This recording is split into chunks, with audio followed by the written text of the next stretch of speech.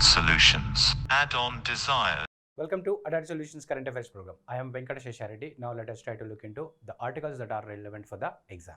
Railway set a target of net zero emission. What is this emission and what these contributions are going to do, and according to which organization? These all the things are happening in each and every country in the world. Now, whatever the business we do, we will be contributing to the emission of carbon dioxide or maybe any other greenhouse gases. The same way here, railways are also contributing to the 4% of India's total pollution or emission of greenhouse gases. Where does this come from? Like this, railways belong to transportation industry. Overall transportation industry is contributing to 12%, but railways is contributing only 4% of emissions, that out of all the emissions that are contributing to India's pollution. Now here by 2030, railways has set a target of achieving zero emission or net zero. That does not mean that it is not going to emit any carbon dioxide or any other greenhouse gases, but it is going to emit, and at the same time it is going to consume or the take out of all those emissions that are going to released into the atmosphere. That is what is known as the net zero emissions, so that the impact will be equalized or maybe equated. Now here these all the things are going to contribute for the 5% of India's intended nationally determined contributions. What is mean by intended nationally determined contributions? We know that climate change is on fast pace. We also know that one more thing, that Earth is going through a cyclic process of ice age to warm age to ice age, and ice age to warm age. It's been almost 12,000 years to 14,000 years since that the Earth is in the phase of getting warmer and warmer. Now in this process of getting warmer and warm age, it is tending towards the warm age. Now what human being is doing? Human being is increasing the pace of this warm age. From when? From 1750s, that is industrialization.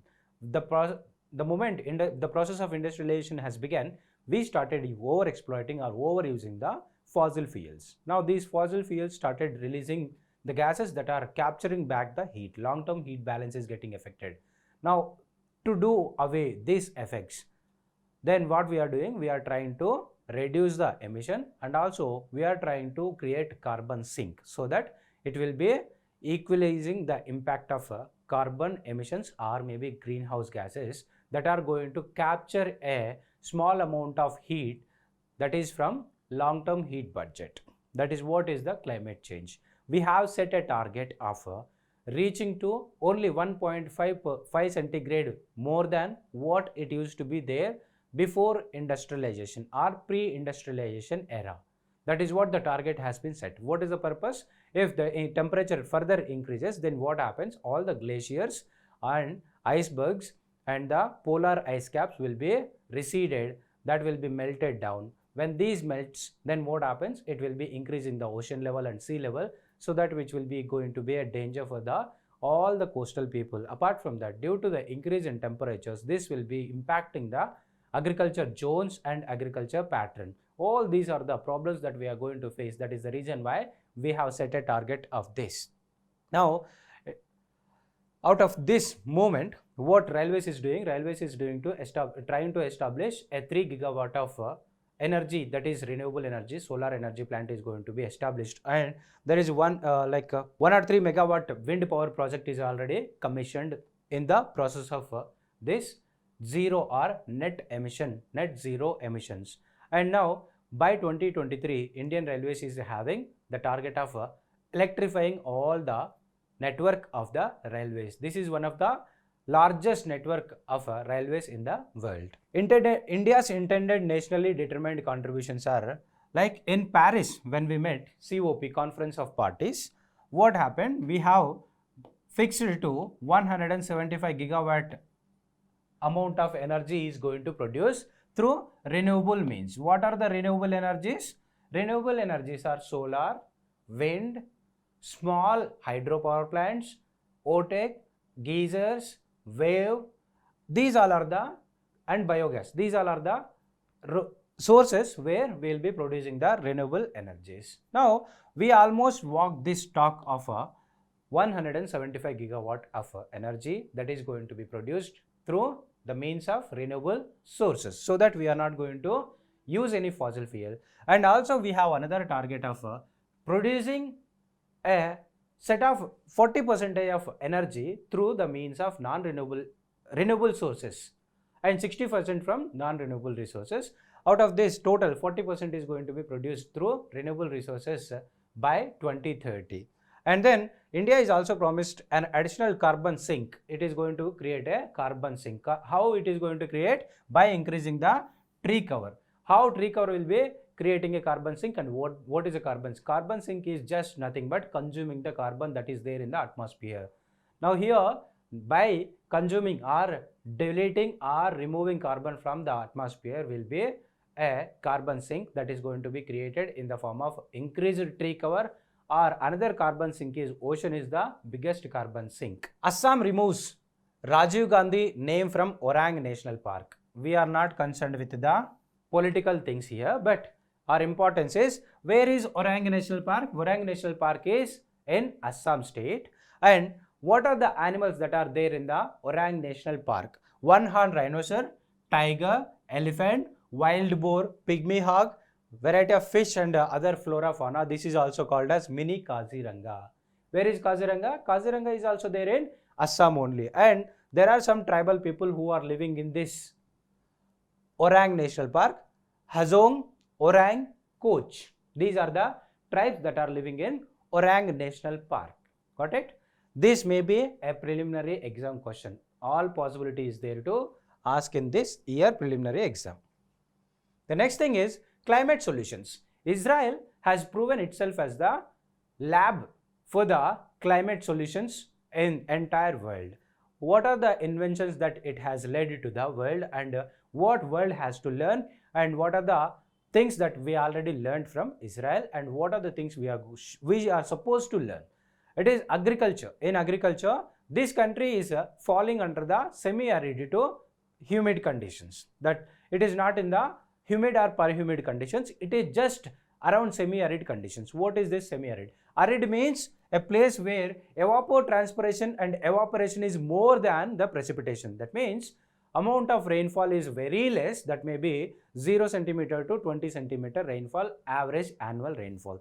And aridity is also measured in the form of amount of moisture available in the soil. And the next thing is semi-arid means a soil moisture level is little more than the arid conditions, and where the amount of precipitation is little bit better. That may be somewhere around 40 centimeter to 60 centimeter rainfall, average annual rainfall will be occurring. And evaporation is more than the precipitation absolutely here. And humid conditions are the areas where it is sufficient amount of rainfall is happening. That means both evaporation and precipitation are equal. And per-humid conditions are the conditions where precipitation is more and evaporation is less, so that here availability of moisture is more. Now here Israel is falling under the arid to semi-arid conditions, somewhere semi-arid conditions, so that it has developed a technology where it can conserve the forest that is of semi-arid conditions. Now we have adapted these technologies in agriculture in the form of drip irrigation and the sprinkler irrigation, as because most of our plateau region is having semi-arid conditions only. So here for a better agriculture we need some technology. That technology is belong to Israel. And apart from that, this has developed Israel has developed a concept of refining or purifying the water that is already used, that is called grey water. 90% of the water that they use in the household or maybe any other way will be recycled and will be reused again for the purpose, so that it will be less burdensome on the water consumption, because this is just a neighbor of Mediterranean Sea and is falling under the semi-arid conditions, so that which is under the severe crisis of the water, as other cities are not able to deal with the situation. That like in our country, Chennai is reeling under the problem of water scarcity. Latur is such a dry place where even in summers it has to get water tankers in the trains, so that it will be able to quench the thirst of these people. And then other countries are like South Africa is also facing the same situation. Once our cricket team has went, only one couple of buckets are allowed to take bath for these people. And then in one city of China is also the same condition. The people are almost reeling under the severe crisis of availability of water. To solve such problems, Israel has created technologies to refine water or renew water, and apart from that, desalination plants that are from the ocean water. And then the next thing is that we are growing chicken or eggs or goat, sheep, all these things for the purpose of protein. But here these people are developing the lab grown meat, so that lab grown protein, so that which will be giving to the human being for the nutrition security. Now, it is not just about one individual country or one individual who can solve all the problems of the world. It is mutually understanding and mutual help and benefit to the each and every country will be able to solve the problem of the world, so that it will be finally we are going to achieve the target of limiting the temperature growth to only 1.5 degrees or maybe even lesser than 1.5 degrees, which has set in the Paris conference of the parties. Weather disasters soar in number, cost but deaths fall. What is this talking about? Since 1970s till 2020s, the number of cyclones, weather conditions and other disaster related with climate has increased in number, and also cost. What is the cost? Cost may be social, economical and health wise and property wise. All these problem has increased over a period of time, but the number of deaths has reduced. How this number of deaths has reduced? The number of deaths has reduced because of the better communication and better transportation facilities, better early warning system. These all are the advancements of the technology, and disaster response forces are taking part in the disaster at the point of disaster to safeguard all the lives. But the number of calamities has increased, like landslides, avalanches, cyclones, and heat dome is such a new phenomenon in North America, where the local climate or the local weather of that area became much hotter than what it used to be once upon a time for a certain amount of days. In this way, this has created a panic in the life of people, and this is indication that we are even edging towards the more severe consequences of the climate change. In this way, the number and the cost because of these has increased, but the number of deaths has reduced. This is indicating by United Nations report. This is one area where it is related with the society and paper 4, that is of ethics. Now, Kerala Panchayat Office bans sir and madam. Apart from that, it also banned the word that I request. Instead of writing I request, I demand. It has changed the means, like all these things. Why? What is the need and what is the use of this? The need is that if we are keep calling sir or madam, it is not a derogatory word. It is not even a word that is costing something for the people, but which is creating a mindset of subjugating people or maybe subverting their status to a just mere beneficiary. The citizen is the partner of this country's growth, development, and citizen is having every right to live and entitled to gain or have the things rightfully, but not the means of by begging. So government is actually facilitating to each and everybody. Government is bound to serve the people instead of people are begging for the help. That is the reason why this colonial hangover of calling sir or madam is been banned in the Kerala Panchayat Office. Then what should they call? Either they can name them as Mr. and their designation, or Mr. and their name as a Miss and their name, Miss and their designation.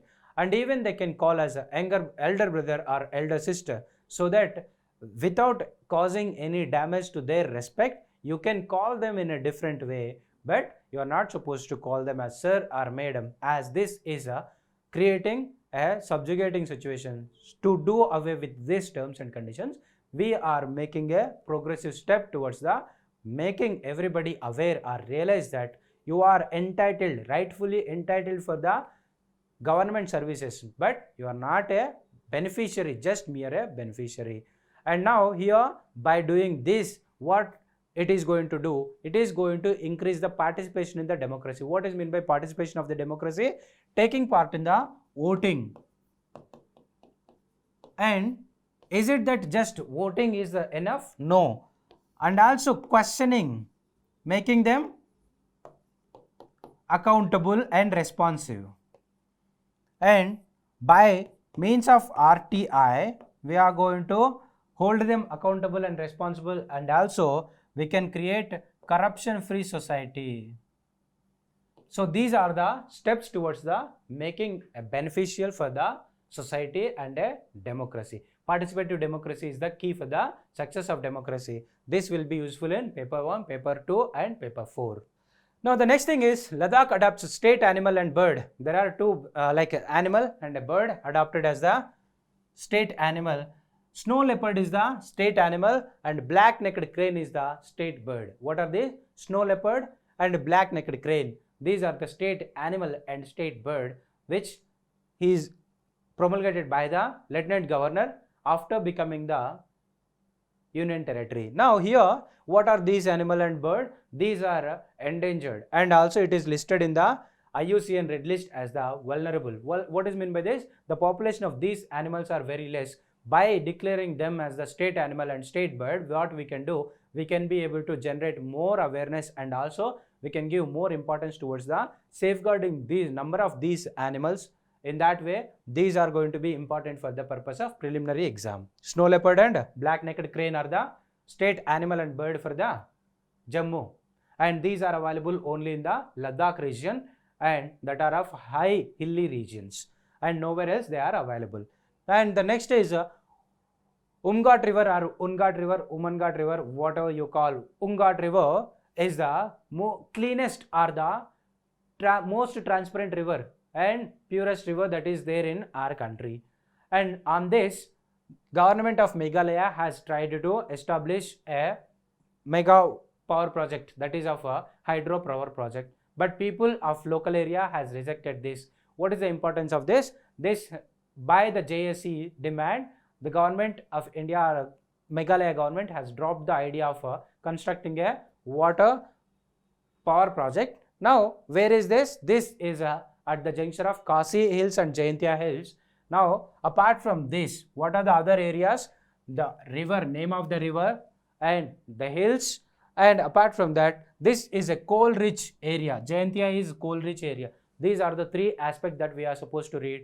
Now where is coal reserves are available? Apart from the plateau region, we are also having this Meghalaya region that sufficient good amount of rich resources, that is coal is available.